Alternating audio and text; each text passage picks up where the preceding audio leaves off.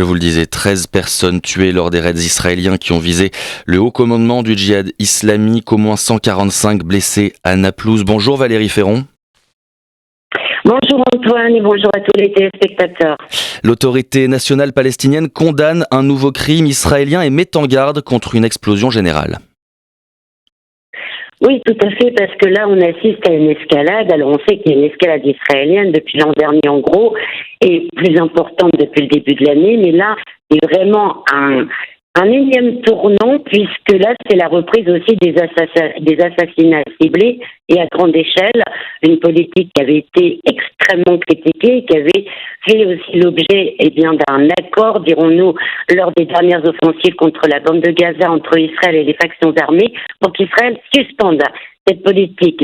Donc le retour à grande échelle des assassinats ciblés contre les factions palestiniennes est quelque chose de réellement très grave dans cette escalade quand même en continu, comme vous l'avez noté, à la fois dans la bande de Gaza, mais également en Cisjordanie. Ce qu'il faut savoir aussi, c'est que Benjamin Netanyahou avait apparemment pris la décision de faire cette opération surprise après les roquettes qui avaient été tirées la semaine dernière contre Israël suite au décès de Rader Adnan en prison après 86 jours de grève de la faim. Donc en fait, ce qui s'est passé, c'est qu'Israël rend responsable le djihad islamique du tir de ces roquettes qui en fait avait été une décision du commandement conjoint des factions dans la bande de Gaza. Ça veut dire que ça concernait aussi bien le djihad, le Hamas, que le Fatah et les autres. Et c'est aussi ça qui gêne Israël sur le terrain, c'est que de nouveau le djihad islamique et le Hamas soient attaque de concert, dirons-nous.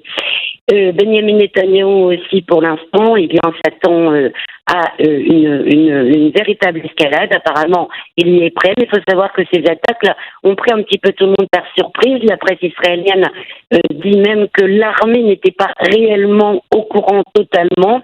En gros, la décision a été prise sans même une réunion préalable du comité israélien de sécurité, ce qui veut dire que c'est vraiment quelque chose qui a été pris dans le cercle restreint autour de Benjamin Netanyahou, en sachant, et le Premier ministre palestinien Mohamed Shtayyeh n'a pas manqué de le souligner, que le fait de provoquer ainsi une véritable escalade, et on ne sait pas où ça peut aller à l'heure actuelle, donc en ce moment, pour le Premier ministre palestinien, c'est également aussi une manière pour Benjamin Netanyahou de sortir de la crise interne.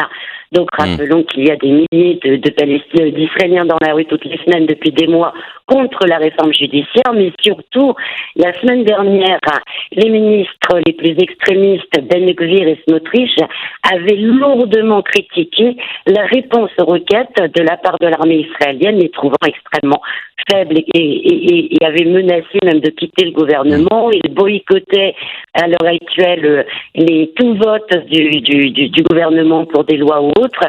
Et là, tout à coup, Benjamin Netanyahou vient de faire retomber la pression au sein de son équipe.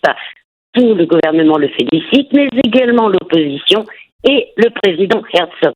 Voilà, on en est sur le terrain, en sachant, en effet, comme l'a dit la direction palestinienne, que ça peut réellement exploser très sérieusement cette fois-ci. Merci Valérie Ferron pour vos explications. On comprend donc, selon ce que vous nous rapportez, que c'est un raid mené sur fond de politique intérieure israélienne. C'était Valérie Ferron en direct de Palestine. Merci beaucoup Valérie.